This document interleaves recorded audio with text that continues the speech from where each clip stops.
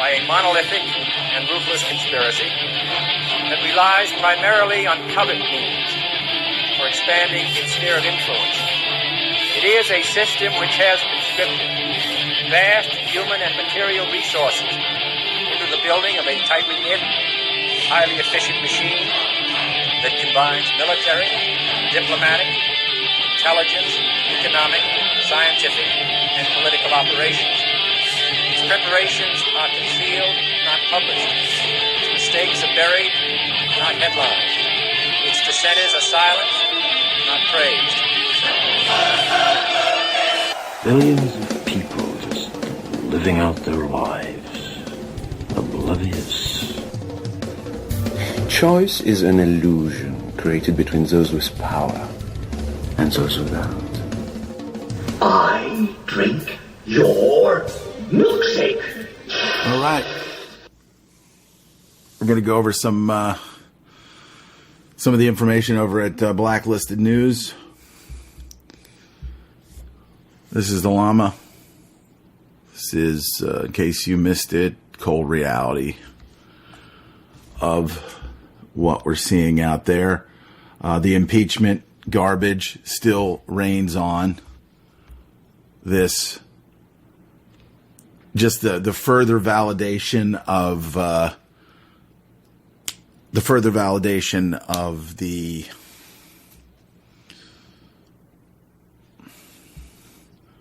fiction, keeping the fiction going. The cartoon, the movie that gets played for us every day. And it's hard to tell. It's hard to make sense of this insanity. I don't think anything's going to come of it. I think it's actually going to increase Donald Trump's popularity. I don't know how to make heads or tails of the economy, but it is propped up, and it is not what it seems. I don't know that that the economy got better as soon as Trump got in there and Obama was on his way out. I don't know if that's the case. I'm not a financial analyst. I do post Max Kaiser's programs from time to time. I don't get all of them up on the site.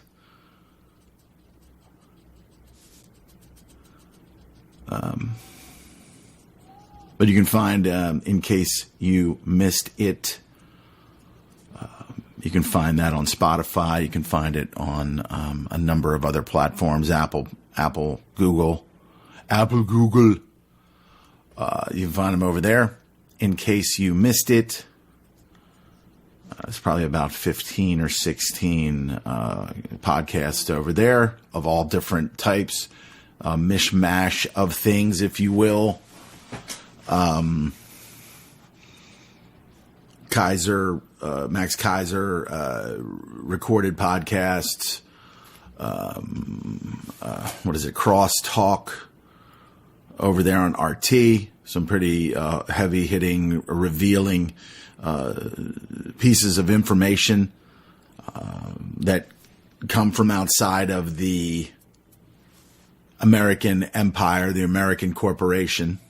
But then again, Russia is a corporation as well. I can't imagine how it would not be. Of course, the Pensacola gunman hosted party to watch mass shooting videos.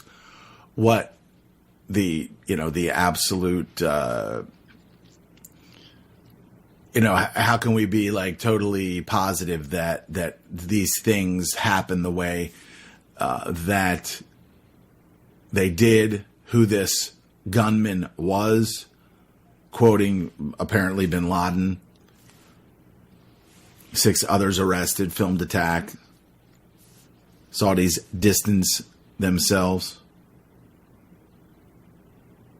Okay, this really just kind of reeks of, and it's bad news. It reeks of like a rebooting of certain types of events. And we really are moving into an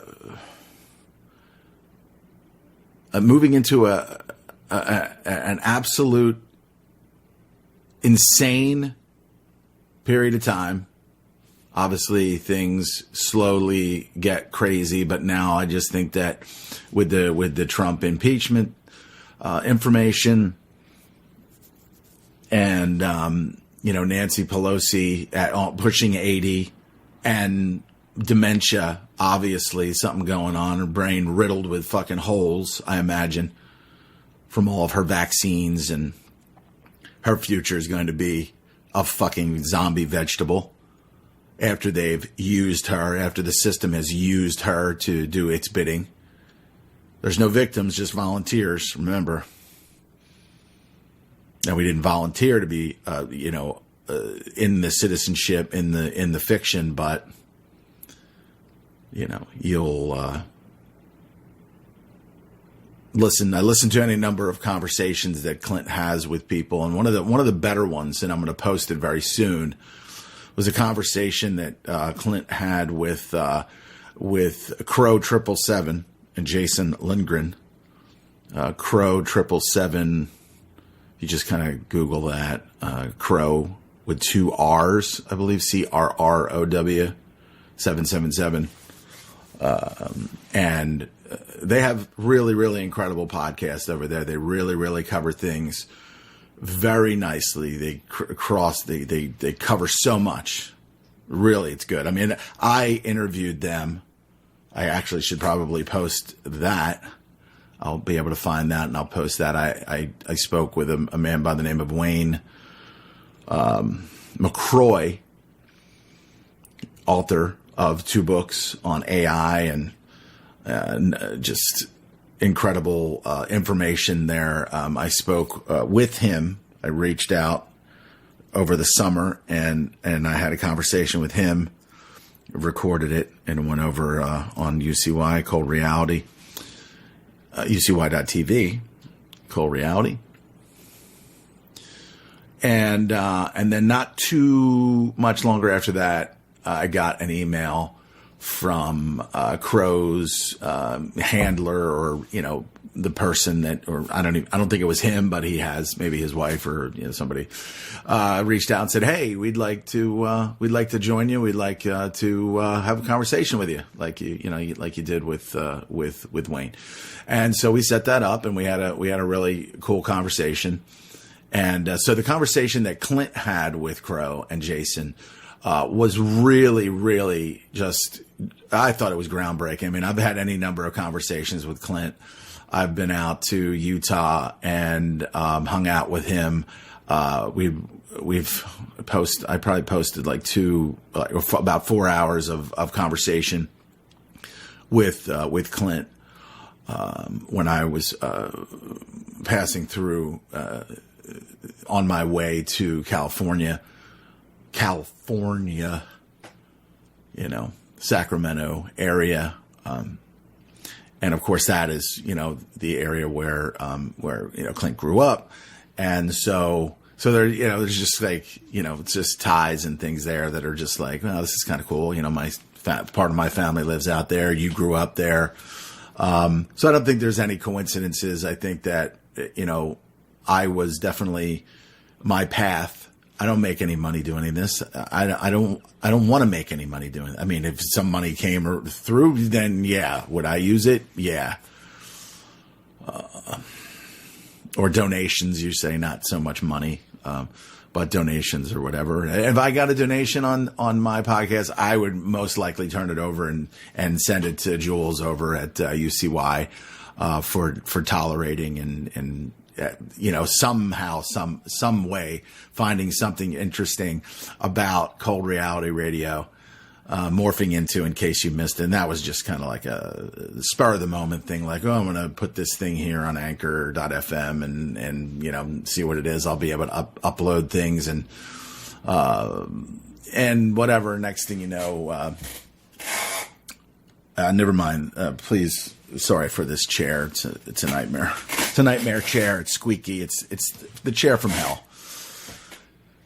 Anyway, so yeah, if I got any donations, I would most likely, send them over to UCY for all Jules and all of her hard work over the years when UCY was a live programming, and then after a certain point, it just kind of went to uploads and things like that, which is fine. Still, it's still awesome to have that platform. So thanks to Jules over there for still kind of keeping things together after some tough times and things where I probably would have just threw the towel in.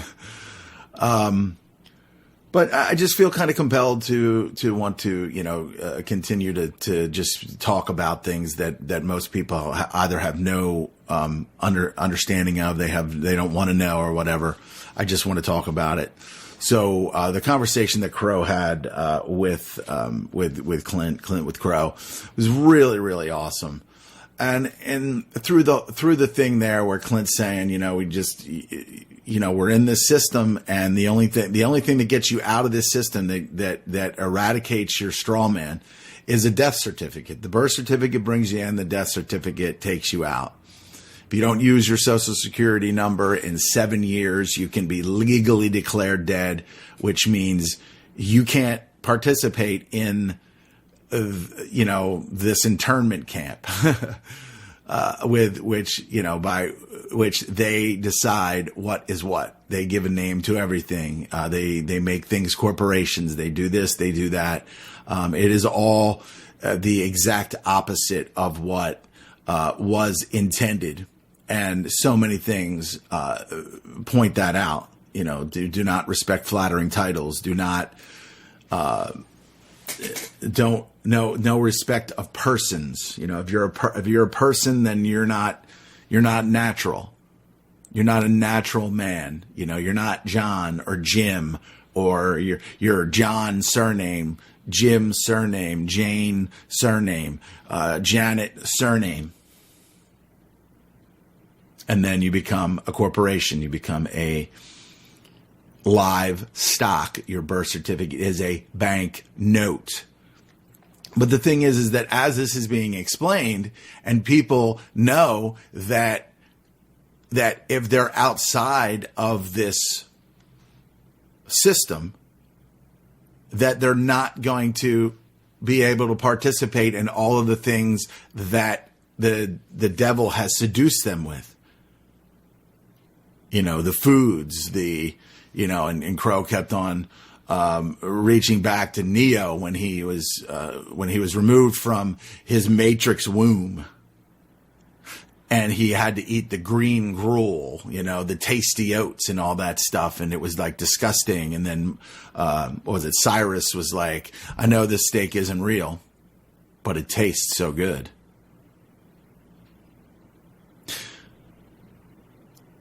It was this, and Crow's, he's a good interviewer, and he's searching for truth. There's no lie in nature. There's all this stuff, and I respect that and everything. It's the same thing happened with him that happens with so many other people. When you get pushed to the point where you're being told that you're operating, you're a vessel in this Luciferian satanic system where everything has a price, everything has a dollar amount. Once you get to that point, then you start making excuses. Like even Owen Benjamin, in one of his recent podcasts, after he came back from the convention, the Earth-shaped revisionist convention. You don't want to say, I don't want to trigger anybody. Trigger those Star Wars people that believe certain things, and the Star Trek people that believe things that are truly, slowly becoming just an absolute joke about what we've been indoctrinated with. And so Crow would just, he's just like, well, how do you do this? How do you do that? But Owen Benjamin said, he didn't say Clint's name, but he mentioned, the system. Like, he knows this. He heard that podcast where Clint is sitting there saying that the system has you, the Matrix has you, and you're not, and it's not a good thing. And Clint can get to a point where his passion turns from not so much for me, because I understand where he's coming from. I understand that there's a lot of pain and there's a lot of things that go along with realizing that you have been deceived, that we have been deceived, collectively deceived, and things have been taken from us. Things have been stolen from us that we're never, ever going to get back. And that's just a smidgen pinch of how fucked up that is. So when Clint is pouring out this information and this knowledge that he has sacrificed so much time to be able to bring to the table, it sounds arrogant. He starts to sound a bit arrogant, but I get it. I don't think he's arrogant. I hear someone who is disappointed. I hear someone who is, I don't hear arrogance. I hear disappointment. I hear anger at times, and it's all justified. Okay. Now, Crow, he has a level of arrogance over there on that side that, that you hear from time to time. Like, I feel like, hey, dude, you're searching for truth. Don't, judge people for this. And just, we all get to a point where we start judging. We feel like we're judging people. And then as soon as people start feeling like they're being judged or singled out, then this whole cycle of just dysfunction starts. And of course, it starts with the person, delivering a message that is not popular, delivering a message that is not, that you don't hear at the dinner table. Where I mentioned one of my last live, not one of my last live podcasts, one of my last, probably like 2 weeks ago. Recorded this, sent it to Jules, and I don't know that I even I'd actually I sent it over to the Anchor platform. You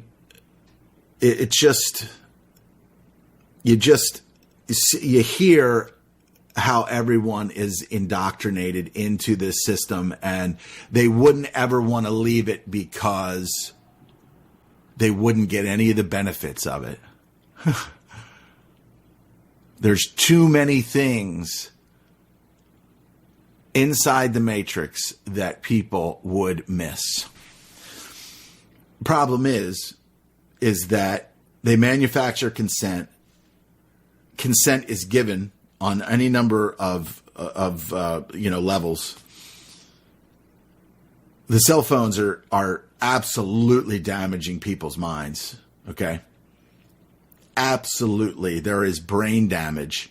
And I really, truly believe that, along with the toxic foods, the toxic diets, the toxic, the engineering, the skies being filled with particulates. It's all moving in a direction. You're seeing people doing things that are absolutely insane on the highways. Absolutely insane. They should be, they should be pulled over, citizen's arrest, whatever, and locked up and never, ever have the ability to drive again.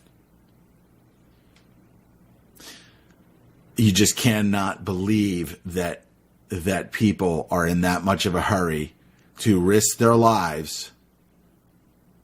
Because at those speeds, all it takes is like one little second of one little something, one little this, one little that.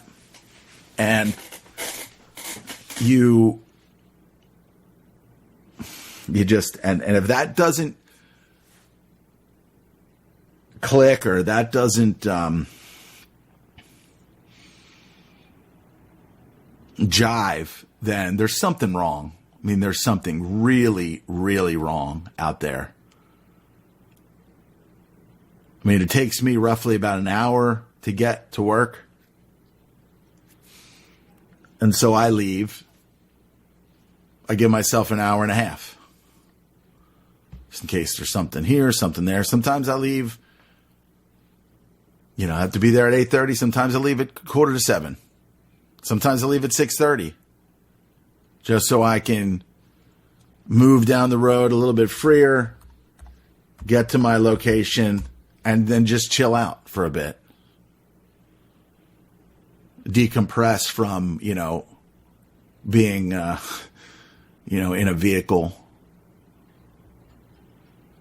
And if the authorities wanted money, they could seriously figure out a way. They could seriously figure out a way to find the people that are doing this and just mark it down and then just kind of be like, we've been watching you drive, or this car, were you in this car, blah, blah, blah. On this day, were you in this? I mean, there's ways to do it, and it's coming. It's coming. But just as we move through this whole thing, it's all going to be part of the clampdown, shutdown of increased full spectrum domination. They're going to let things get to a point where the people are begging to be enslaved even more, and they'll get it. But they won't think that they're going to. They leave it up to other people. They leave it up to politicians, lawyers. They leave it up to police officers. They leave it up to, intelligence agencies and all this other stuff. It's bad news, man. It's just all bad news. And then sooner or later, bam, you're going to have a society where everything's everything.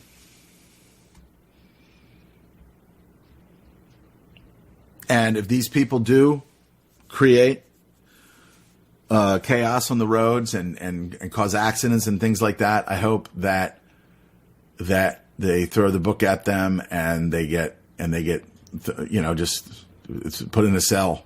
And they're animals. I mean, you cannot legitimately do that on the road and think that it's okay.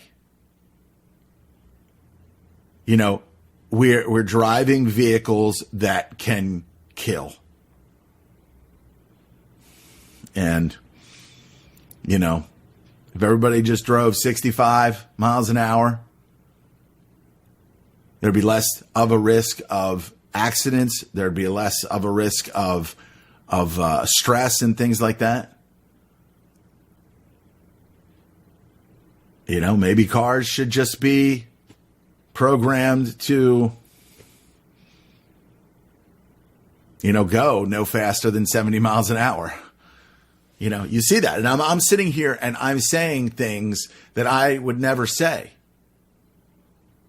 But the reason why I say that is I don't want these insane mongrels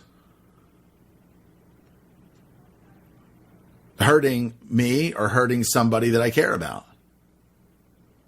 And what is it? It all turns around. The reason why the world is in the condition that it is today is because good people do nothing.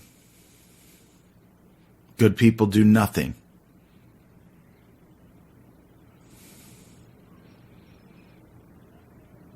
Good people do nothing.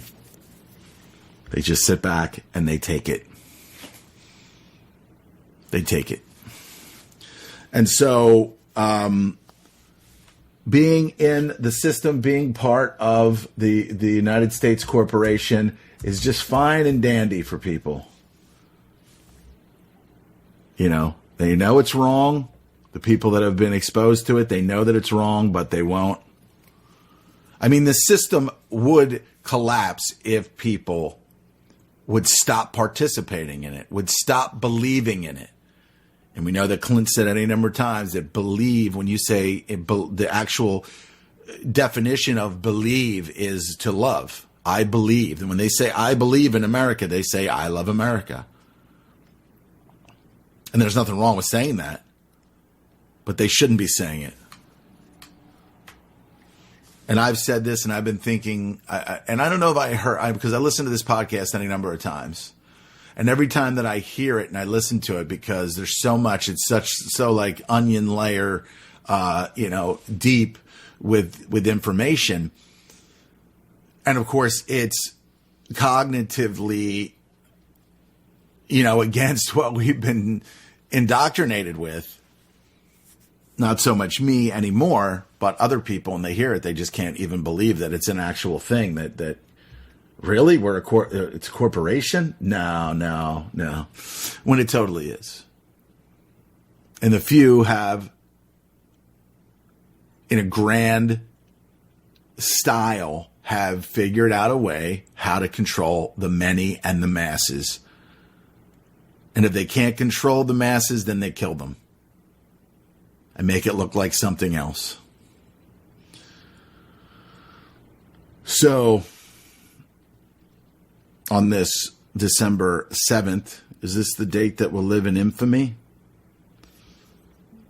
Another banker war, another bloodline, genealogical banker war that people thought happened for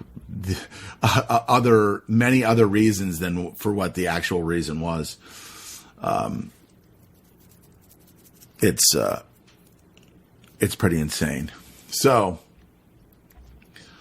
I don't know if you're aware of this, and I'm not doing any programs or things for Alex Jones, but he's got band.video now.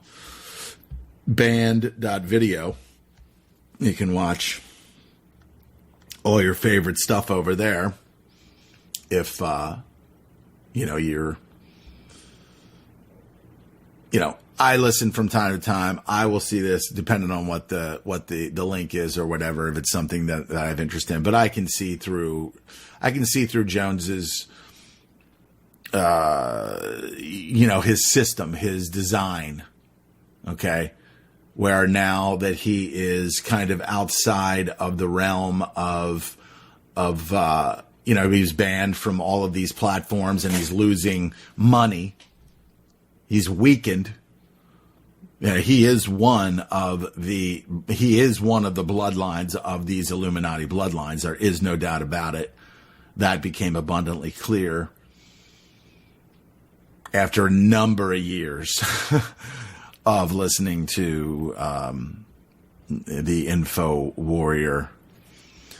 And so over there at Band, and now, of course, because he is not sitting in a seat of power anymore, in a certain manner of speaking, he now is adopting and having people on that he would not have otherwise had on a number of years ago, or at all, for that matter. Like E. Michael Jones. The E. Michael Jones, the 71, 72-year-old historian who has been labeled any number of different, has been given a number of different titles by the system. Anti-Semite, this, that, and the other thing. And so you see that, and I was like, wow, initially kind of surprised, but then no. Then you see him having a kind of covering the Earth shape cosmology revision topic, giving it giving it a kind of a stamp, might not too much ink on the stamp, but a stamp nonetheless. And so he's kind of doing these things because he's losing ground. He's losing ground, which I guess I figured was always going to happen at some point. I met Jones at one point, and if you listen to the podcast over at UCY from time to time, you'll hear him endorsing my program. Whatever my program is, whatever, it's just a regular guy.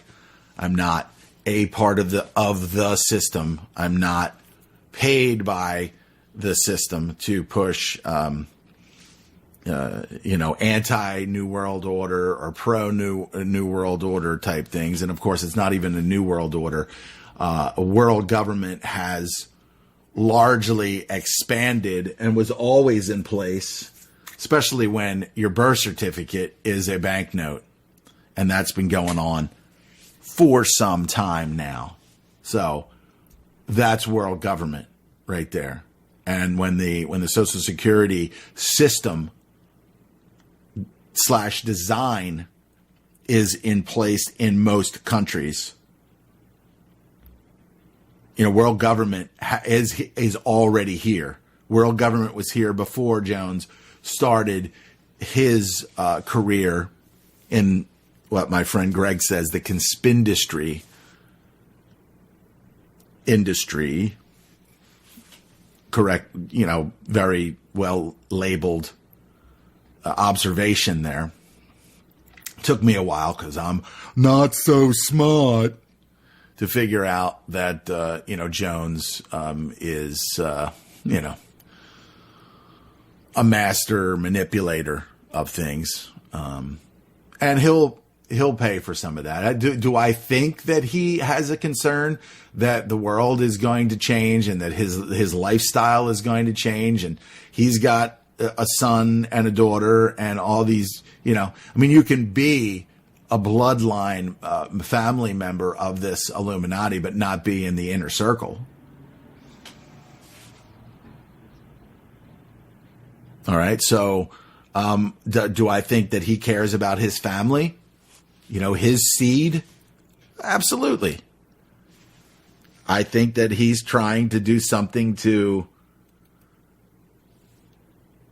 do I think that he's completely evil? I don't think he is. I just think that he is benefiting from a system that he knows is going to collapse and that there's nothing that he could really do except fight the info war and make a lot of money doing it. Super male vitality. Rob Dew and the crew. Paul Joseph Watson still making really good videos there. He put one out there that's the kind of the infantilization of popular culture, which I thought was really good. I think he's a smart guy. I really think he's a smart guy. Parade of vapid comic book superhero movies. Vapid comic book superheroes. Paul Joseph Watson for Infowars.com. So, he makes a lot of really good videos, but, he also kind of goes along with the whole Muslim thing and the never really pointing out certain things, certain obvious things. It's just goofy. It's just goofy time. But, it's entertainment. It's entertainment, and he points these things out and he triggers people because people should be triggered. People should be triggered. They're not paying attention. They're not keeping their eye on the ball or the plane or whatever you like, whatever you think is important. But yeah,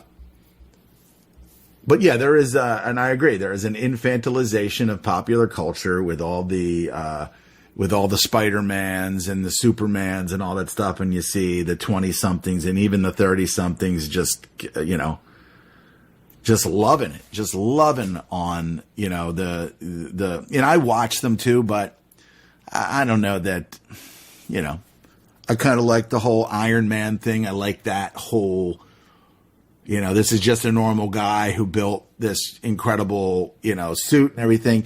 There is something very, very cool about it.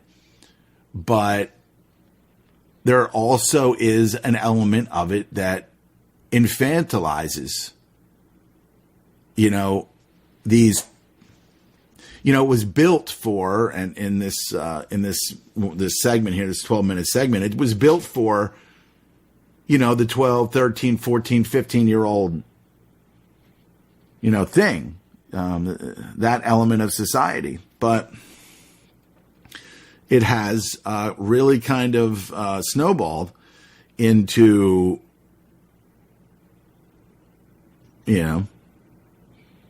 this worship of these things. Is it cool to think of, somebody getting bitten by a radioactive spider and then becoming this wall crawling, super strength, all that other stuff?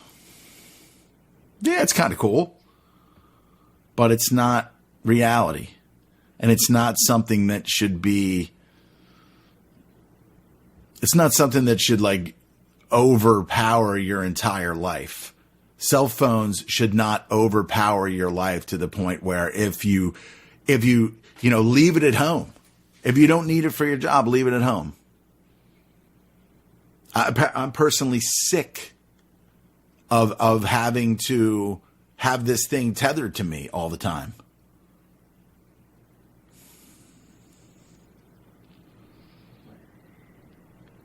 It's causing brain damage. It's creating zombies. It's creating anger. It's creating a lot of really, really bad characteristics. They're showing, they're rearing their ugly head, and they're on the highways, and they're in the shopping centers, and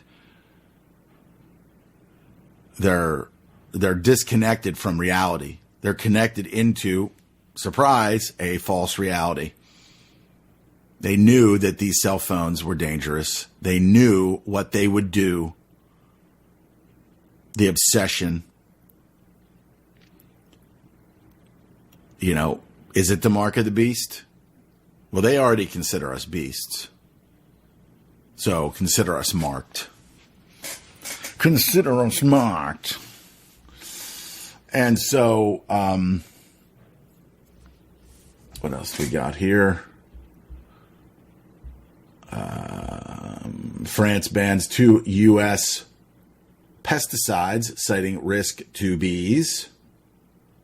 French authorities on Wednesday banned 2 U.S. pesticides, which ecologists deem harmful to bees. A court in Nice ruling in a case brought by 2 ecological associations banned the products from U.S. group Dow AgroSciences on the grounds that they're containing sulfoxaflor, which was harmful to bees' nervous systems. Okay, now this has been a story for a long time in the alternative media, talking about pesticides. I've made any number of comments talking about stories, documentaries, Poisoning Paradise, which was on RT, about one of the islands over in Hawaii that is a testing ground for big pesticide. And people are getting sick, and people are just being tortured. Because that's what U.S. Code says in there. You have the right to be tortured when you become a citizen. Even if you weren't a citizen, even if you were a natural man or woman, you'd still be affected by these poisons. There's no way to get around it. I mean, the creation of them is completely unnecessary. They make up bullshit stories about how we need to do this and we need to do that to protect the crops and this and that and the other thing. Slowly push it out there, slowly get it into the ether, and then boom, you're blasted. You know, it's out there. And then they have, not only do they have one, but then they got to make another one. Not only do they have this one, but then they got to make that one.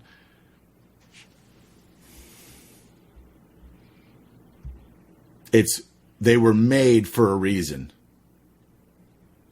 And I think that reason and the objective has been reached.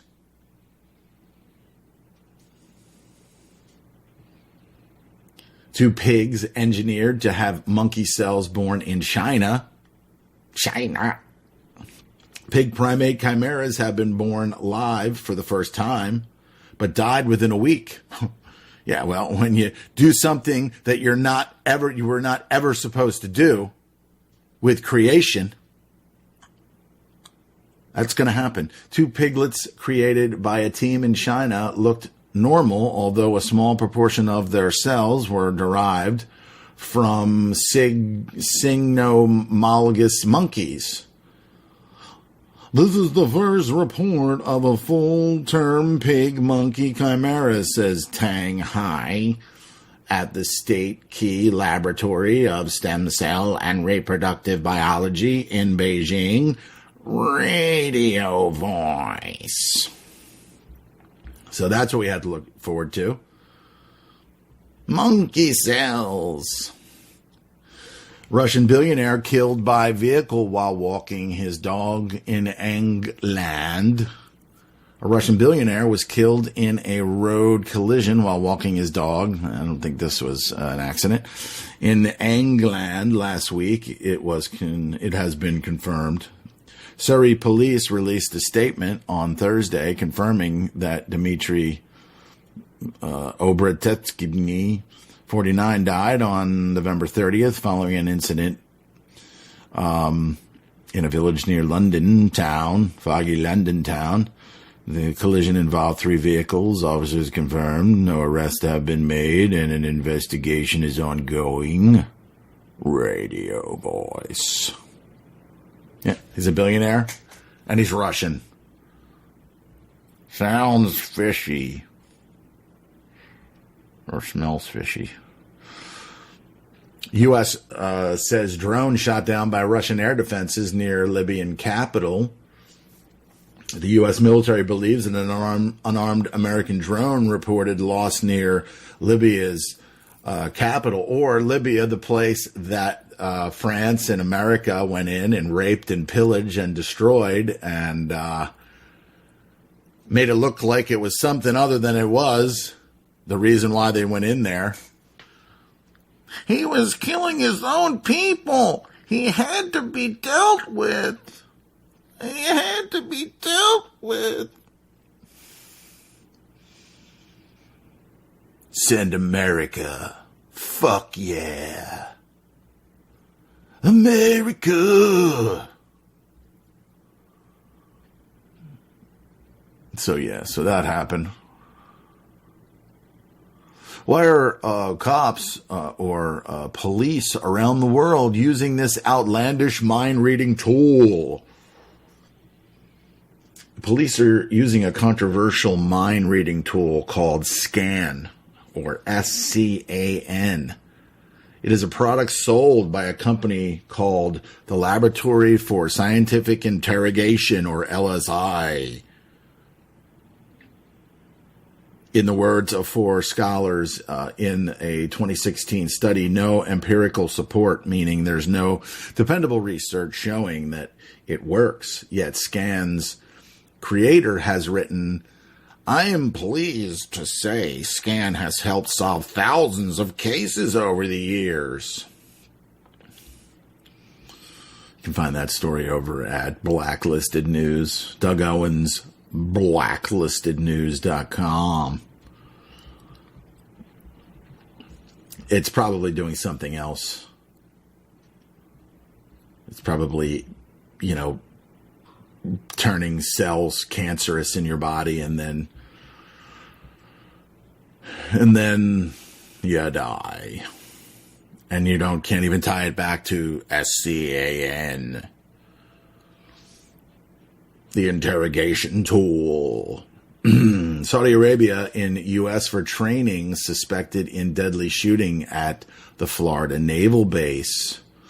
A Saudi Air Force second lieutenant killed 4 people and wounded 8 others on Friday in an unexplained shooting rampage at a U.S. Navy base in Florida where he was training. Kind of like the guys that were supposedly here and Hani Hanoa. I am Hani Hanoa, and I will fly and do things that planes cannot do, or pilots for that matter. And I will fly it right into the biggest building with all of these cameras, but yet you will only get 4 frames. Years later, only 4 frames. Hani Hanoa. Ooh, the boogeyman, Hani. 4 frames, by the way. Huge facility. 4 frames of a something hitting the ground. 4 frames. Nothing conclusive. Nothing to see here. Just move on.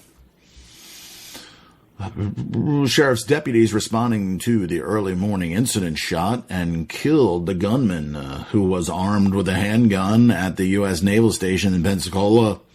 Navy and local enforcement officials said. Radio voice. NYU Shanghai quietly adds communist sympathizing pro-Chinese government course. Great. Just more education, that's the problem in America. Just the education. That's what it is. And people are not educated enough. That's the problem. See? Education's the problem. All we have to do is educate people more, and everything will be fine. Okay?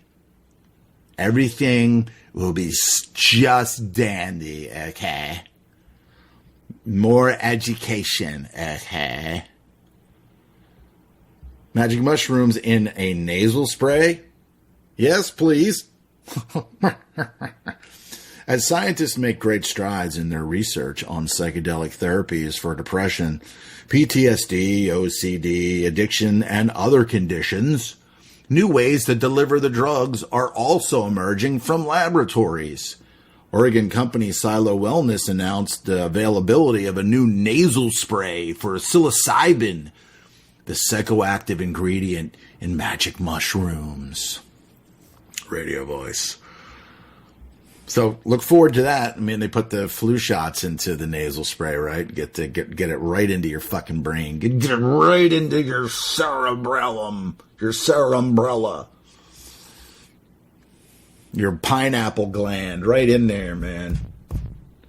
Get it right in there. Gilead's delayed safer HIV drug to extend monopoly profits, advocates allege. In 2005, Gilead Sciences notified federal regulators that it was suspending development of a potentially safer, more potent HIV-fighting drug than the one on the market. The company did not restart its Food and Drug Administration application until 2010. Now, the 5-year delay of a promising drug is at the core of accusations by advocates that Gilead improperly exploited the patent system at the expense of patient health. That's not like that. That's not like them. That's not like a drug company to exploit the patent system. But whatever the drug is, I'm sure it's fucking deadly. Elon Musk back in the news. He did not defame British cave explorer. A jury finds. Guess what? Fuck Elon Musk. And fuck the Pope while you're at it. Fuck him. Epstein was a Mossad agent used to blackmail American politicians, former Israeli spy claims Jeffrey Epstein was a Mossad asset who was used by Israeli intelligence to blackmail American politicians. According to a former Israeli spy, Ari Ben Menashe, a former Israeli spy and alleged handler of Robert Maxwell, that's Ghislaine Maxwell's father, told the authors of a new book, Epstein, Dead Men Tell No Tales. And guess what? He ain't dead. That Epstein ran a complex intelligence operation at the behest of the Mossad.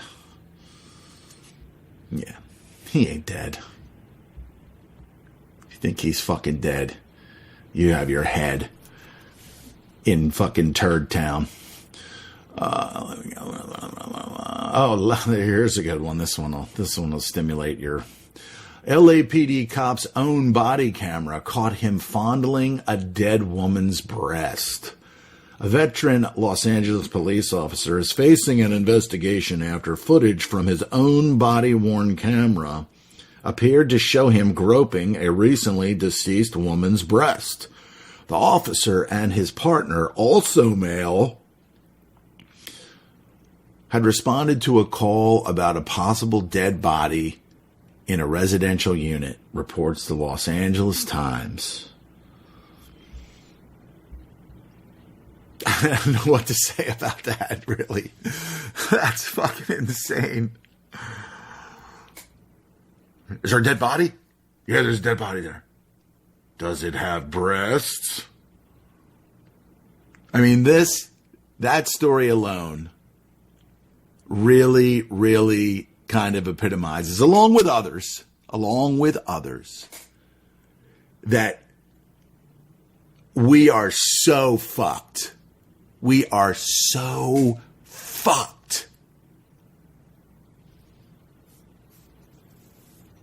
As long as I have some authority, I'm going to do things with dead bodies. I mean, that's just going to happen, okay? You can just imagine the court case. Listen, I protect the public.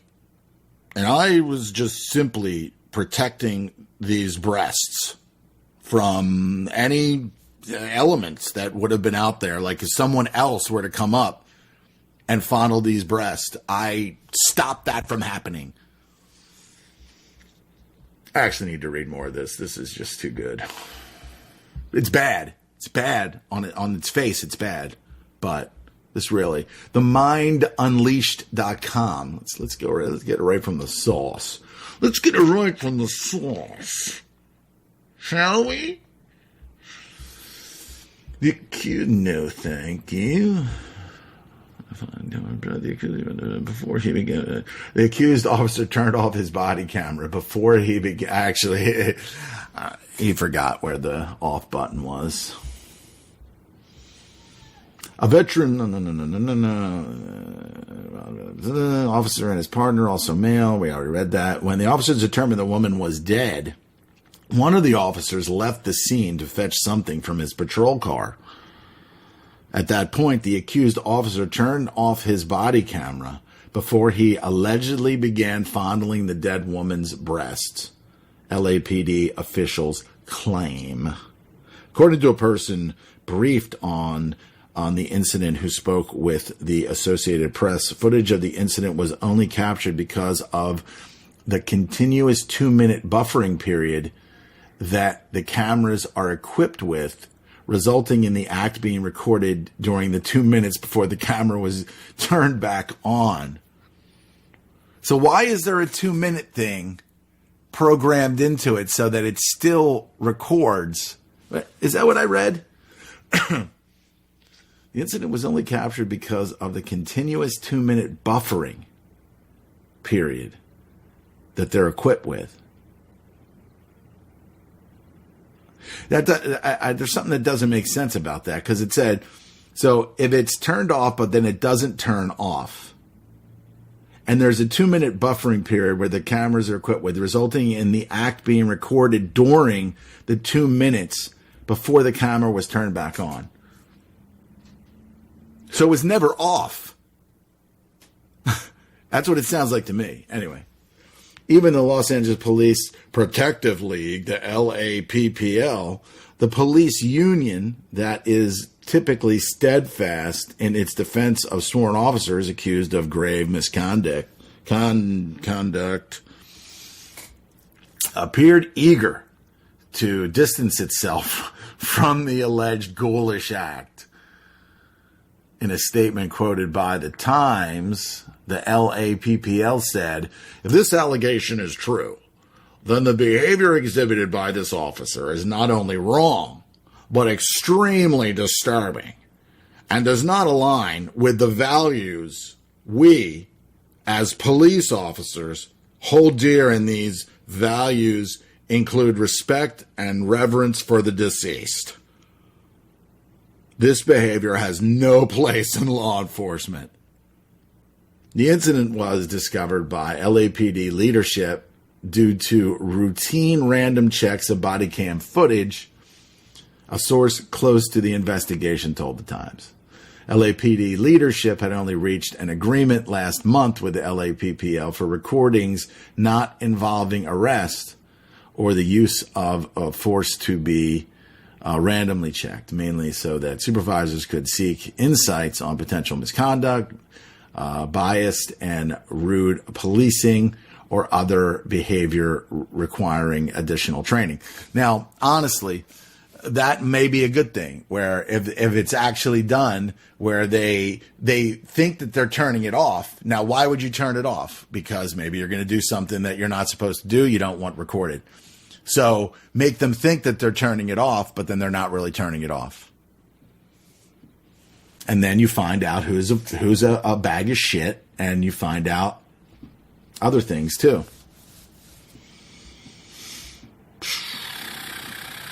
However, the source noted LAPD Central Division management is furious over the recent alleged incident, which is seen within the department as way beyond the pale or unacceptable.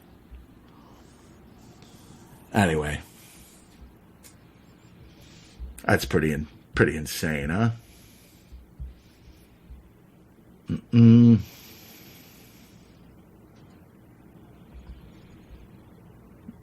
Two civilians die as police and robbers exchange gunfire on busy intersection after high-speed chase in Florida. Massive leak confirms Turkey's gold for gas scheme to evade U.S. sanctions on Iran.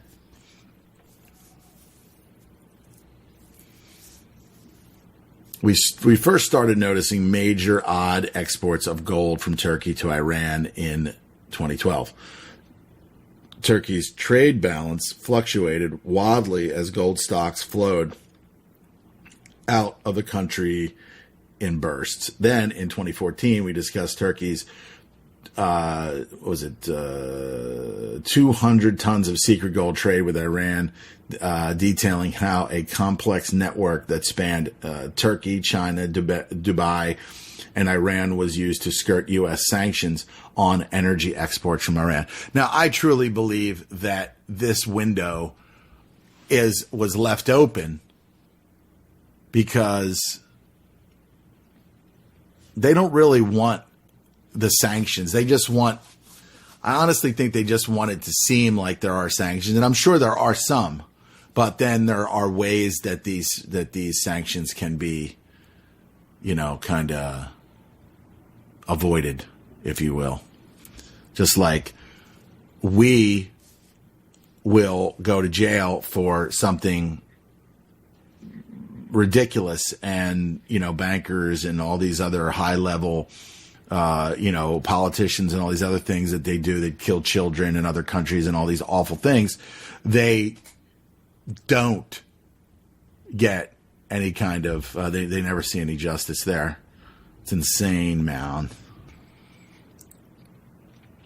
Turkey says they are going to continue it.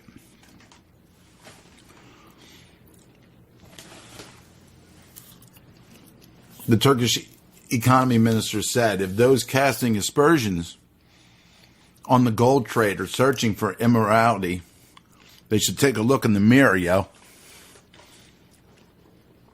Turkey time. All right, so got myself a beer, eating some popcorn, yo. Talking about the news.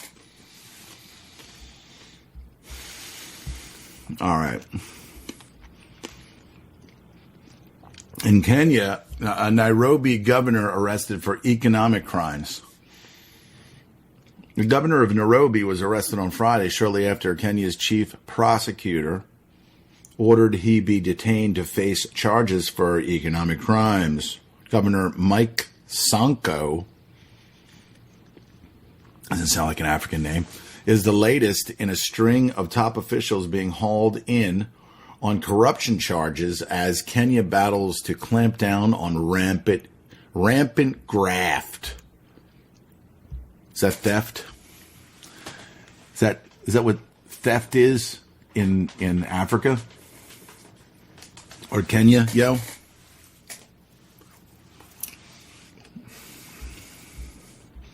Well, that Africa's been raped and fucking pillaged for years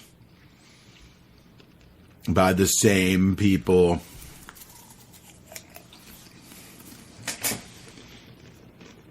The DHS wanted to add U.S. citizens to the long list of people subjected to mandatory face scans at airports, but has backed down for now.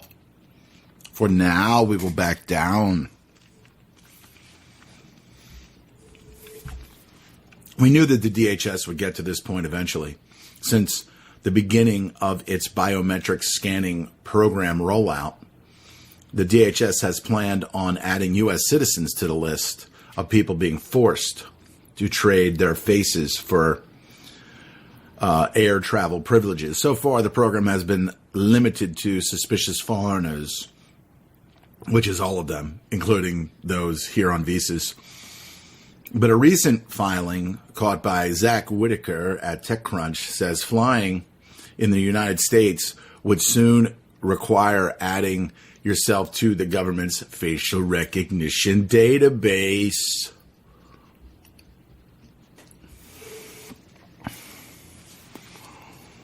Oh, yeah. Full spectrum domination, folks.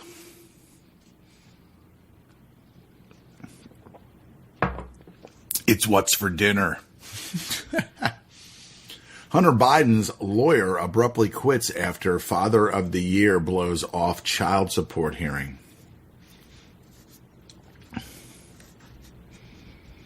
Hunter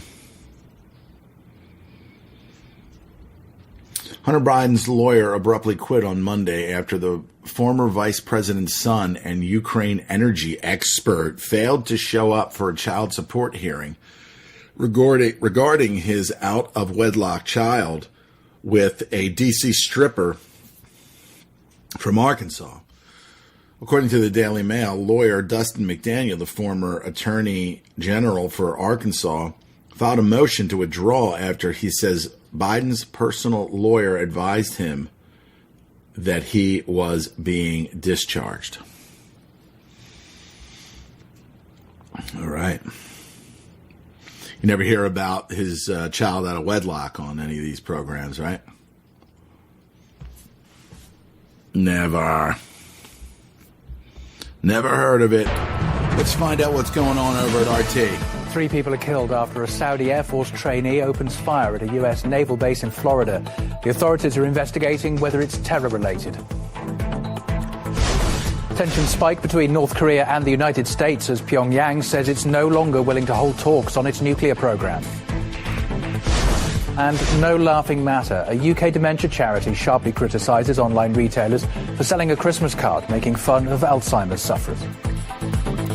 There are ways you can craft jokes in order to situate the humour away from people's vulnerability. My father had Alzheimer's before he died, and I didn't find it funny, ever.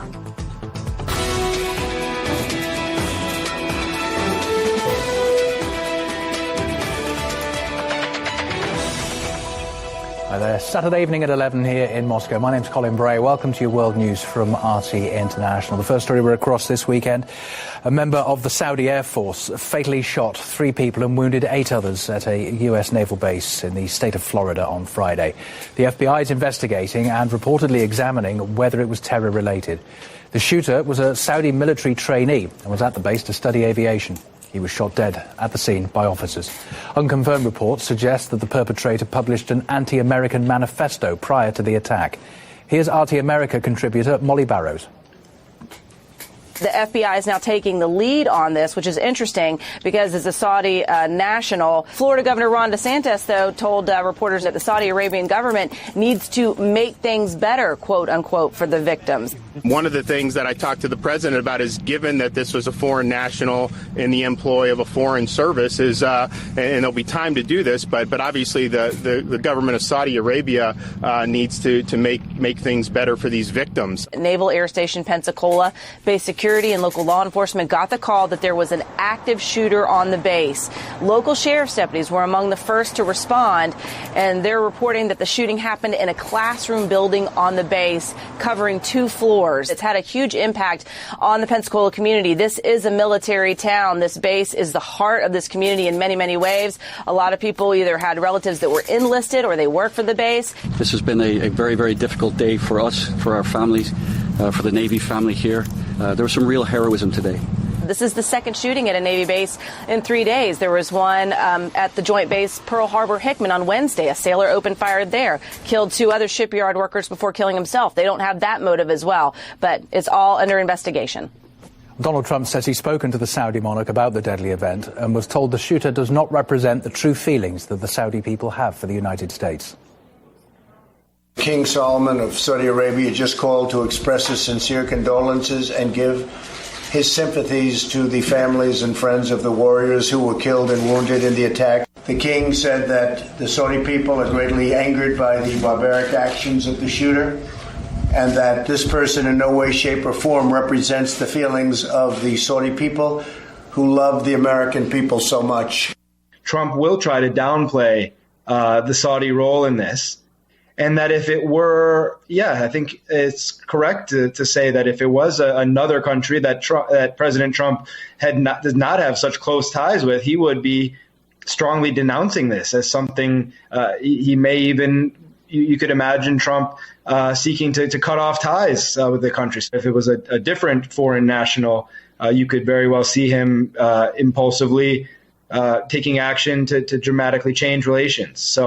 But the fact that one of President Trump's close supporters in Congress, Matt Gaetz, is calling this terrorism could complicate things a bit for the president. It's been a tense Saturday in the French capital as strikes against plans to overhaul the pension system continued for the 3rd day in a row.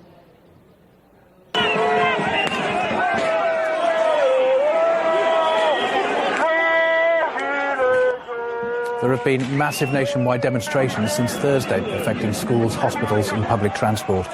Officers used tear gas to disperse the crowds, with the most violent rallies occurring in Paris, where reports suggest that around 1 million have been involved in the strike action since it began. Protests have also been happening against rising fuel taxes, with 10 major motorways blocked off by trucks, causing huge traffic disruption. North Korea's UN envoy signalled that the country won't go ahead with Washington's plan to make it denuclearise, while saying extended talks with the United States are not needed and simply a trick for the Americans to show that Donald Trump is putting in the hard miles. We do not need to have lengthy talks with the US now, and denuclearisation is already off the negotiating table. We have the most powerful military we've ever had, and we are by far the most powerful country in the world, and hopefully we don't have to use it.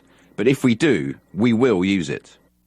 North Korea's strongest warning yet over its nuclear program comes as the United States and South Korea kickstart talks on diplomacy building with Pyongyang. Tensions have been building with America, threatening more sanctions early next year.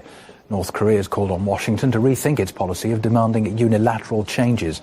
Donald Trump and Kim Jong-un have met 3 times since June 2018, but talks have made little progress. Last hour, former US diplomat Jim Jatras told me he thinks Trump's chances of a breakthrough on North Korea are fading. Two words come to mind. One is dangerous, and the other one is sad. Dangerous because it seems we're getting back to the kind of nuclear brinksmanship that we saw maybe in 2017. Sad because I think that President Trump really wanted to, as he says, make a deal, that he thought he could break the deadlock with a personal relationship with Chairman Kim. He was undermined by his own appointees, and we saw this especially in the Hanoi summit, which crashed because people like John Bolton, according to all the reports, insisted that the North must denuclearize as a first step toward anything. And of course, that was designed to be a dead end. And let's keep in mind, of course, Trump is under impeachment threat here at home. He has very little room for maneuver. Almost anything he does, somebody accuses him of being a traitor. He cannot make concessions to North Korea. Now I think North Korea is in a position where they will not make any concessions to the United States. Trump basically controls his mouth and his Twitter thumbs, and that's about it. And he cannot deliver on whatever it is he might have wanted to do based on what he said in 2016. And I think we're looking at a very, very dangerous world coming. All right, so that's what's going on over there. Just more bullshit on North Korea and their nukes. Just more fear-mongering to let people think that, we're going to get nuked. Oh, Jesus, God, no. Such bullshit. Nuclear weapons have always been used to make people think that something's going to happen that's not going to happen. Let's see here. Let's see what Max is talking about over there. Just get a quick financial update, and then I'll be right back to close the show off.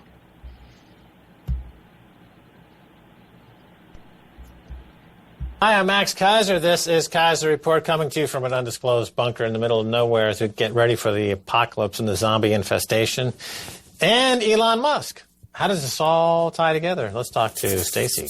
Well, there was an interesting question asked online, and we're going to look at it here because it's a very good question fitting in with our ongoing themes for the past 10 years. The question is Elon Musk prepping for state failure? This is an article from Marginal Revolution, and they were looking at a tweet stream proposed by Future Pundit, where he asked, have you noticed that Elon Musk is driving development of at least 4 technologies needed for easier living in a failed state? News about power outages in California brought this home. Obviously, he's doing it with the power walls and solar roofs, but not just those. During the electric power outages, the gas stations couldn't pump gas, but someone with a Tesla car could recharge from their power wall. So 3 technologies for a failed state, but there's another. Cheap rocket launchers from SpaceX. Do you see the relevance to failed states, Max? Let's talk about America. America is a country of rugged individualism and individual sovereignty. We all have our sovereignty as Americans, and Elon Musk is a prototypical American hero because he's giving people back in this country what they deserve and are entitled to by birth. And that is individual sovereignty, to have their own power, their own car, their own vehicle, completely autonomous from the state. Autonomous from the state. You don't need the federal government. The federal government is a luxury that exists at our for our amusement, essentially. At our consent. At our consent, yeah. Right? There's nothing essential about it. You have local government and state government. Yeah, okay, you need that to some degree. But you don't need anything more than access to the sun, a solar-powered vehicle, energy-powered vehicle, electric battery-powered vehicle, and the technologies developed by Elon Musk. Elon Musk is a guy who's been to the abyss and back. He made billions of dollars as a young man, and he saw the future, probably in some drug-induced hazy kind of vision, hallucination, and he's come back from the future to deliver us Americans to a state of our natural existence of individual sovereignty. Well, all primates, of course, have evolved from South Africa. That's where all the great experiments in humankind has come from. And it makes sense that he would be from South Africa here in America to rescue us from our primitive ways that will kill us if we don't evolve. And Marginal Revolution points out some of the other technologies he's developing and why they're so important to an individual and to a society, how you can protect yourself. Solar panels plus the Tesla give you mobility, even if Saudi Arabia goes up in smoke and world shipping lines are shut down. Remember, that's how our federal governments, that's how our national governments and these giant militaries keep us in line. They say, well, if you don't have us, then Saudi Arabia's oil might not get to you, and there's going to be apocalypse, and you're never going to be able to get to Walmart to buy your goods. Well, here they're saying if you have solar panels at your home and fresh water and things like that, you can survive any of that stuff. Right, we talk about deglobalization, de-dollarization, right? So this is clearly deglobalization on a micro level. In the second half, we talked to Abraham Cambridge of some Sun Exchange in South Africa, and he brings home the point that you can tap into the solar energy and fuel your own existence unencumbered by any state apparatus, which is fantastic. Part of globalization that keeps us powerful as unique individuals is that we could speak to people around the world. We're not ignorant. We don't rely on one, giant news organization, for example, or our State Department to tell us what's happening in Latin America or Asia or anywhere else in the world. We have internet access. We could speak to people around the world. And he points out here in this article, Starlink, Musk's plan for 12,000 or more cheap, high-speed internet satellites, will free the internet from reliance on any terrestrial government. And you already see the beginning of the splintering of the internet as parts of it get handed off, like .org. That domain name has been handed off to private equity, so that's going to be like crushing. That's one of the beginning of the privatization of parts of the internet, and it's already starting to create divides there. But if we have satellites, we can still communicate with people around the world. And if you've ever seen an apocalyptic film like Bird Box or something, you need to communicate with other people, any survivors out there of whatever our governments and military are going to, bring upon us. Right. Those railguns, by the way, can launch a satellite into space from a stationary position on Earth. You don't need a rocket to blast into outer space. You can launch the projectile from base on Earth using a railgun to put that satellite into space. So that'll give an enormous ability to put these satellites. And again, individual sovereignty. Now, the perfect currency for this is Bitcoin because it's sovereign and it's frictionless. It's a store of value. You can move it around for virtually no money cost to move it back and forth. And it's a cashless society, so Max. Elon Musk and Bitcoin is like a match made in heaven. I'm sure he'll hook up with the guy who runs Twitter, Jack Dorsey, at some point, to create some applications and financial products to go with the Elon Musk individual sovereignty revolution. Well, actually, I saw Jack Dorsey is in Ethiopia, and he tweeted at Elon Musk and said, hey, why not you bring some Teslas down here to Ethiopia? He was talking to a woman who runs an organization there on all electric stuff, bringing electric power there. And so, right. They're already communicating. These two could reconfigure the world toward individual sovereignty. So it's a distribution of wealth. They're into wealth distribution, energy distribution, into deglobalization, de-dollarization. I think those two guys could, and maybe Peter Thiel to some degree, although he seems conflicted somewhat, but he could also be part of the mix. If you're driving around in this post-apocalyptic world with failed states, of course, you need to protect yourself from the many, many neighbors of yours who will not have protected themselves, who do not have Bitcoin, who do not have gold, who do not have solar panels, and haven't thought to, they had always relied on the Fed to bail them out, had always relied on the government to shoot dead anybody in the world that they don't like. So now that's not there anymore, so you need a giant truck, a Mad Max truck, and Musk's latest venture, the truck, certainly fits the theme. And even if the demonstration didn't go as well as planned, isn't it interesting that the truck is advertised as bulletproof? Mad Max would be pleased. We're heading into reverse Hunger Games. In the reverse Hunger Games, the billionaires are being hunted. And you've got your Cybertruck, you've got your solar panels, and you're individually sovereign. And these billionaires come around with their begging bowls, trying to get more fiat money. We want more fiat money. And they're out in the no man's land. Well, speaking of apocalypse, the ongoing apocalypse in the fracking sector, just as we had pointed out, and of course we got in trouble from the big state about pointing out the truth and telling you to prepare yourself, fracking blows up investors again. Phase 2 of the Great American Shale Oil and Gas Bust. So in 2019, through this third quarter, 32 oil and gas drillers have filed for bankruptcy. That makes 200 since 2015, and all the latest SEC filings are showing the enormity of the losses that are going on. As we've said, they've never made money in the 10 years of fracking that has existed in the U.S. Never, annually, have they ever made money. Some individual producers have with the sweetest spots, but there are very few sweet spots. Chesapeake has been burning cash ever since it started fracking. To feed its cash burn machine, it has borrowed large amounts and has been buckling under its debt for years, selling assets to raise cash and keep drilling for another day. But its debt is still nearly $10 billion. Its shares closed on Friday at 59 cents, which is down like 90-something%. On November 5th, in an SEC filing, it warned of its own demise unless oil and gas prices surge into the sky ASAP. Quote, if continued depressed prices persist, combined with the scheduled reductions in the leverage ratio covenant, our ability to comply with the leverage ratio covenant during the next 12 months will be adversely affected, which raises substantial doubt about our ability to continue as a going concern. I.e., we're bankrupt. Yeah. All right, it's a lot of gobbledygook to just say we're bankrupt, then we're going bankrupt, then we're going to need a bailout. You're going to have to clean up this mess we created. Fracking, as we pointed out, was never a viable business, but it was a great story. And the story was we would need to be energy independent from those bad guys in the Middle East. And so people poured money into the story. The same way people poured money into the WeWork story, because the founder said, I'm going to have a global real estate play. The global real estate market is X trillions of dollars. I'm going to get 5% of it or 10% of it. The company's going to be worth, $10 trillion.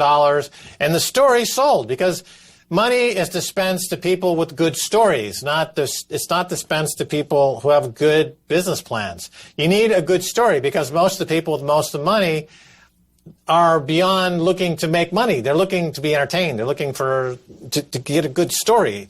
And so WeWork was a great story, and it was a $48 billion catastrophe. Fracking was a great story. It's exciting. We're going to beat the Saudis. We're going to become the #1 energy producer. And you're like, where do I send my money? It's a great story. The business plan was non-existent. They'll never, ever make money. They're all going to go bankrupt, but you would feel better about yourself doing it.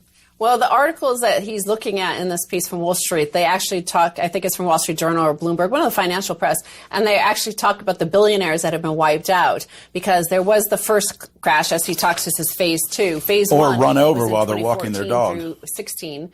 During remember the big crash in the oil prices, and a load of billionaires poured billions. They talk about two brothers that lost $1 billion by throwing $1 billion at the fracking thing, which they thought at the bottom in 2015 through 2016.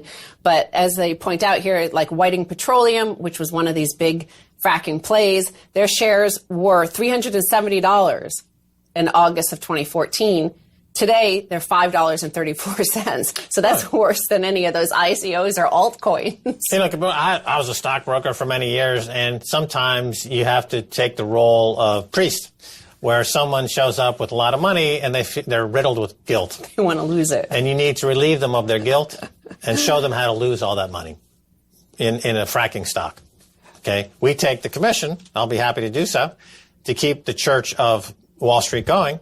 And you've been relieved of your guilt in the form of being disabused of your wealth. And the cycle continues and all is glorious. You often talk about your days on Wall Street when Houston became a see-through city because of that oil crash back then. Well, what you're seeing in Houston again in the third quarter, vacancy rates in the business sector, the office vacancy rate is at 24% in Houston right now, because of this wipeout going on in the fracking and oil sector. Right, and the thing with Houston, I don't think we heard that on the news. Market that recovered in large part because of Enron, and Enron had the answer that they were going to financialize everything. Then that was a spectacular flame out. Of course, $80 billion evaporated in one day. And now during this crisis, you'll see another savior appear, another Enron-like company, because memory is short. We've totally forgotten about Enron. There'll be another Enron-like company that'll arise from the ashes and will propose propose some monetization of all these problems to deliver the Wall Street crowd the dividends that they so richly don't deserve, and the cycle will continue. And by the way, investors will have to come to realize, grapple with reality, that their money was drilled into the ground and is gone. But you are closer to God. So stay tuned. Much more coming your way after this. All right, that was the financial update there. We didn't hear anything about the about this fracking failure. I'm pretty sure I didn't. But then again, I try to stay away from the lies and misdirection and deception of the system. Very good, very nice to not hear the garbage with their magic bullshit. All right, so what's next here? Keeping up with China, U.S. Navy orders $22 billion worth of submarines. Starving people, all kinds of other horrific things going on, but $22 billion for submarines. And this is a happy story here.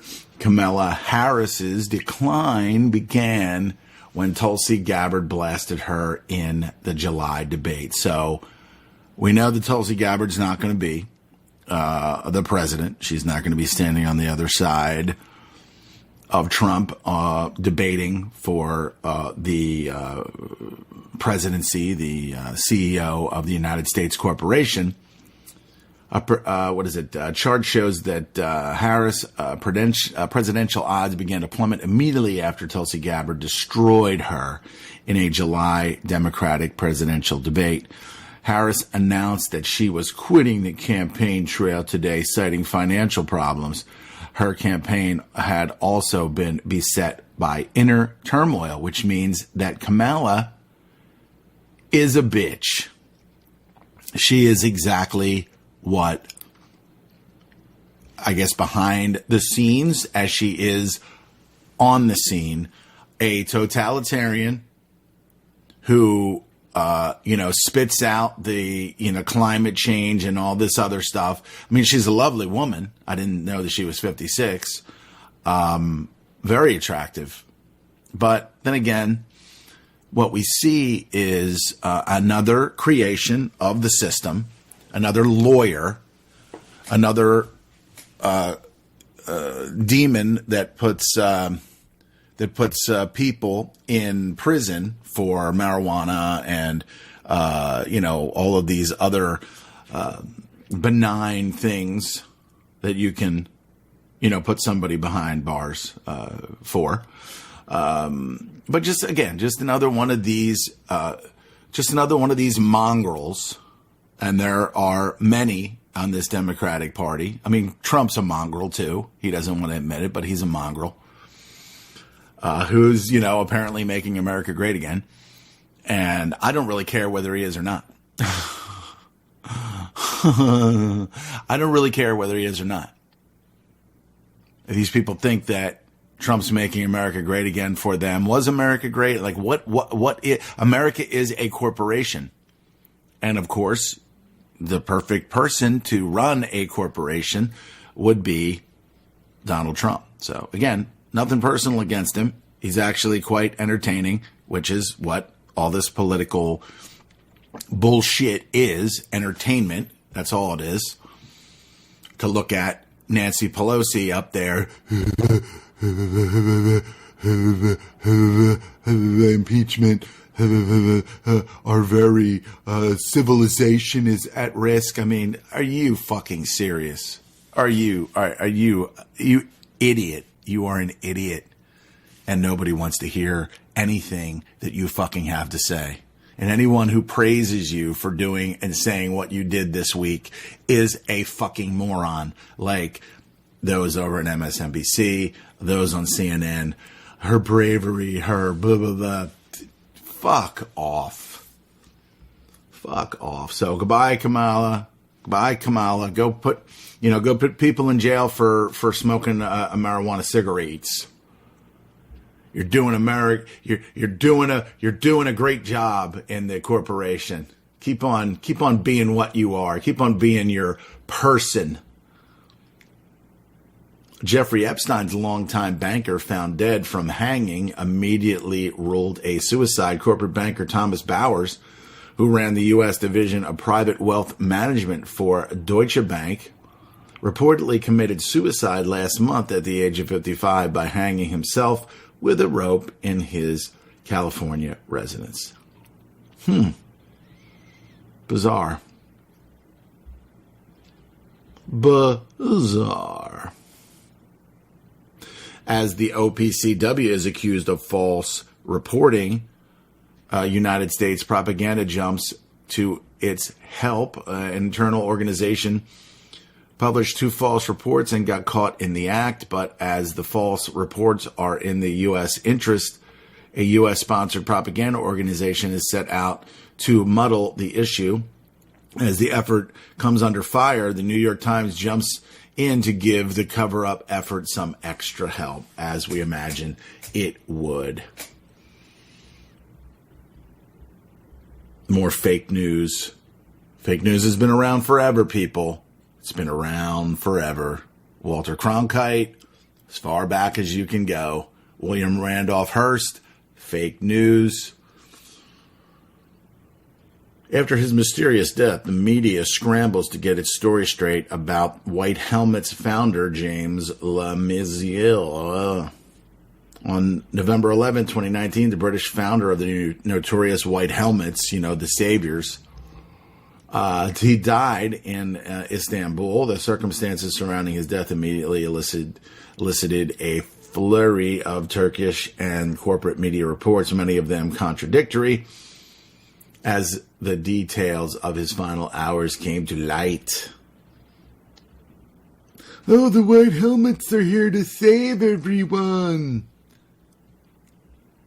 The White Helmets are here. Asset forfeiture and the destruction of American liberty, which, is there ever any liberty?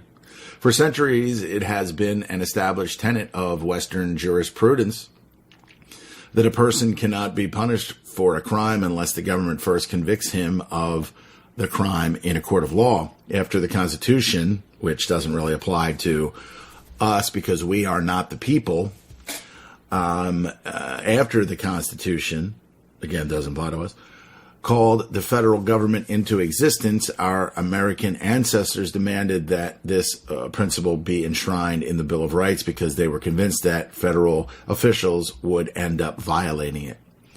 So asset forfeiture, it means they take your shit before they determine whether you're guilty or not. They take your car, they take your house, they take whatever they want. I wonder what kind of scumbag or what type or what group of people would participate in such a thing. Let's see. Let's go. Let's do a little bit more. Jacob Hornberger via the future of Feed'em. Feed'em. That's what our future is going to be. It's going to be loaded with fees. Let's see here. No person shall be held to answer for a capital or otherwise infamous crime unless on presentment or indictment of a grand jury, nor be deprived of life, liberty, or property without due process of law. But here's the thing. This makes complete and total sense because the Constitution does not apply to these people. So they can pull you over and take whatever they want. It doesn't matter whether you're innocent. It doesn't matter whether you're guilty. This is a clear sign. So Jacob Hornberger doesn't understand this, or if he does, then he sucks bad.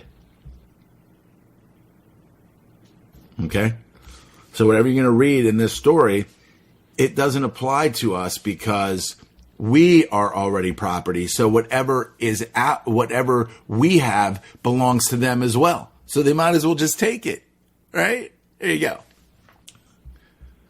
Figured out. Another story that goes out there that makes it seem like, asset forfeiture and the destruction of liberty.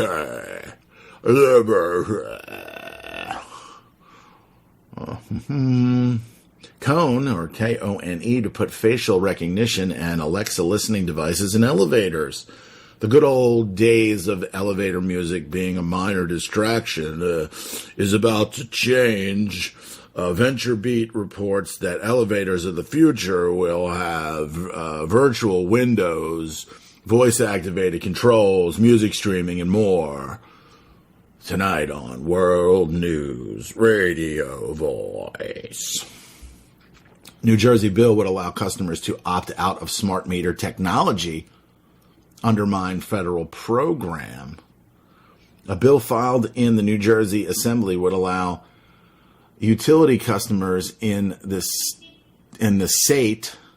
God, who does the checking here, the spelling check, to opt out of installing smart meter technology on homes and businesses. Passage of this bill would enable New Jersey residents to protect their own privacy, and it would take a step toward blocking a federal program in effect. Nice. Let's see here. I'm going to check out that one in greater detail. Prince Andrew's bombshell email to Ghislaine Maxwell uncovered. Buried emails from Prince Andrew have revealed the under fire Duke was asking close friend Maxwell for information on his accuser. Who is my accuser?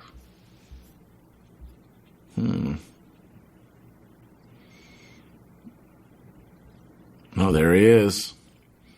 There's Jeffrey in 2000. Never before seen photographs have surfaced of Andrew at the Ascot Racecourse with Ghislaine Maxwell and Jeffrey Epstein. In 2000, buried emails have been revealed. Emails between Prince Andrew and G-Max, we'll just call her, uncovered in a BBC documentary, have thrown doubt on his claim that he did not recall meeting his accuser, Virginia Giuffre, in 2001. The BBC's Panorama aired a bombshell interview with the former sex slave who alleges she was trafficked by a convicted pedophile Epstein and made to have sex with Prince Andrew 3 times in 2001 and 2002 when she was 17 years old. Jeffrey, then known as Virginia Roberts, first made the claims she had sex with Prince Andrew in 2015. The new Panorama interview contained explicit details of the night. She alleges she was made to have sex with Prince Andrew in March 2001, including claims that it didn't last very long, the whole entire procedure. So, Google has 10,000 employees censoring YouTube videos, some of them starting to believe conspiracy theories. YouTube CEO Susan Wojcicki tells Leslie Stahl what the video platform is doing about hate speech in an interview Sunday on the CBS News Magazine program, 60 Minutes, more propaganda over the years. Great program if you believe in the empire. I used to watch and be like, wow, this is pretty cool. But now I'm like, it's fucking bullshit. Wojcicki, I don't even know how to spell whatever. Woj. We'll just call her Susan Woj. Told 60 Minutes that Google employs 10,000 people to focus on controversial content. Again, people starving to death out there, and so many other things happening in the U.S. Corporation. But let's do this. Hate, because of hate. No place for hate. She describes their schedule, which includes time for therapy. Stahl also said there are reports that the monitors are beginning to buy the conspiracy. Of course they are, because it just makes sense. It just makes sense. FBI renews quest to find U.S. citizen among most wanted terrorists in the world. He was born and raised in San Diego.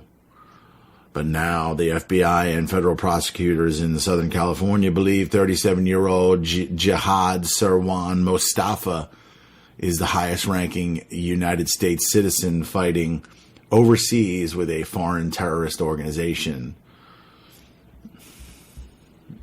Yes, yes, yes. Rioters shot and killed at protest, Iran admits for the first time. And, of course, China has accused the U.S. and other elements of creating unrest in their corporation. But this is just part of the whole thing. China's going to be like, yeah, the U.S. is doing this. Let's fight. War. World War III. World War III. World War III. Bring it on. Bring it on.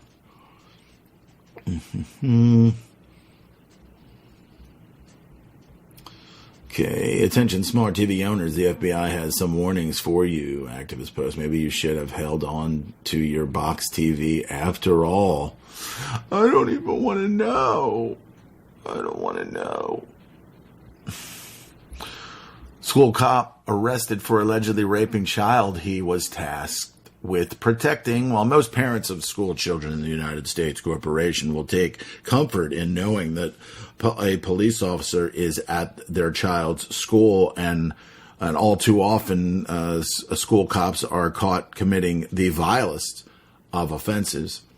As the following case out of Clearwater County illustrates, protection and safety are the last thing at least one student of Bagley High School received from her school cop. Let's see what that is that he was providing there from the Free Thought Project. Neil Dolan, 31, a deputy with the Clearwater County Sheriff's Office, was charged last week with multiple counts of criminal sexual misconduct after a 9th grader came forward and told investigators that this armed man in his full police uniform forced them to have sex with him inside the school office. His alleged victim was just 15 years old at the time of the assault. According to the Bemidji Pioneer, the assault allegedly occurred the last day of school in early June of 2017. Dolan was a school resource officer at Bagley High for the past 8 years. The complaint does not identify the victim by name or gender. However, it said the victim was in the 9th grade. More on that over at Blacklisted News.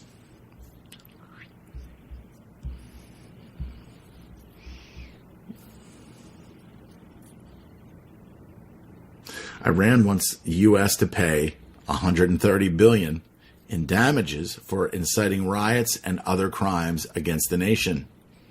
Tehran has said that the U.S. should offer compensation to ordinary citizens whose lives have been damaged during the violent protests openly backed by Washington. Of course, if you can't go to war or create some kind of conflict, you do it by subversion.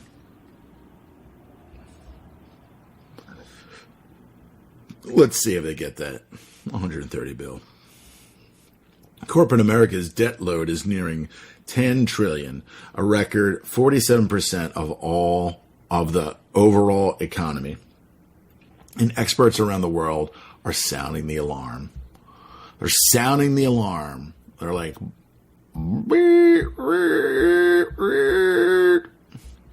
the Business Insider, until debt tears us apart. Of course, in a recession half as severe as 2008 financial crisis. Corporate debt at risk, which is owned by firms that can't cover the interest expense with their profits, could increase to 19 trillion, or almost 40% of the total corporate debt in major economies, the IMF said. The IMF riot. BlackRock, the $1 trillion asset manager, said in a report in October that the Better Business Bureau rated bonds, the lowest bracket of the investment grade debt, now accounts for more than 50% of the market compared to 17% in 2001. Of course, we're headed for some kind of really effed up collapse, Scientists are playing sounds underwater to bring dead coral reefs back to life. Gotta get those coral reefs back. And if they're doing it for a good reason, then I'm all for it. I'm not even joking. Bring those corals back. They're beautiful. They're beautiful. They're just lovely. And we need them. What is the song? How does the song go? It's like, coral reefs, come back to life. Coral reefs, come back to life. I'm going to write a song. About the coral reefs. UN study finds world's highest rate of child detention under Obama.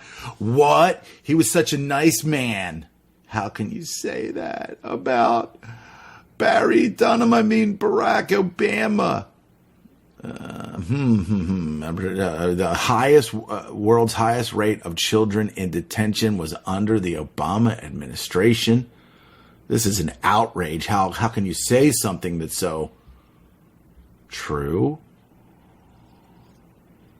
63% of all U.S. jobs created since 1990 have been low-wage jobs. If you have a good-paying job, you should probably try to hold on to it as hard as you can, because those types of jobs are steadily becoming more and more rare.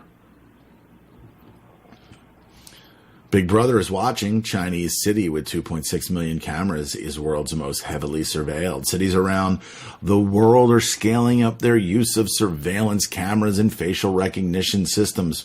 But which ones are watching their citizens most closely? Most close-to-fied. The FBI uncovers even more Clinton emails. Judicial Watch today released a court filing that reveals the FBI found more Clinton emails it recently turned over to the State Department for review, which will probably never even be reviewed. Let's see where that goes. I'm going to send her to jail is what I'm going to do. My name's Donald. I'm Donald Trump. I'm going to send her to jail. That's what I'm going to do. But then I'm going to go to Kmart and I'm going to buy some underwear and I'm going to send her to jail. In the November, that'll be in the new world, the November, not November. It'll be Yes-Vember. I don't want to hear no anymore. Yes-Vember. So be it. On November 15th, 2019 filing, the State Department informs the court that the FBI located additional Clinton emails that potentially had not been previously released. And from her girlfriend saying, I wish you'd come over here and give me some of that lovin'. California plans forced internment and asset seizure to solve homeless crisis. California's growing homeless crisis has made headlines over the past year. Diseases are rampant, and state and local governments have failed to do anything to solve the problem. They failed to do anything to solve the problem.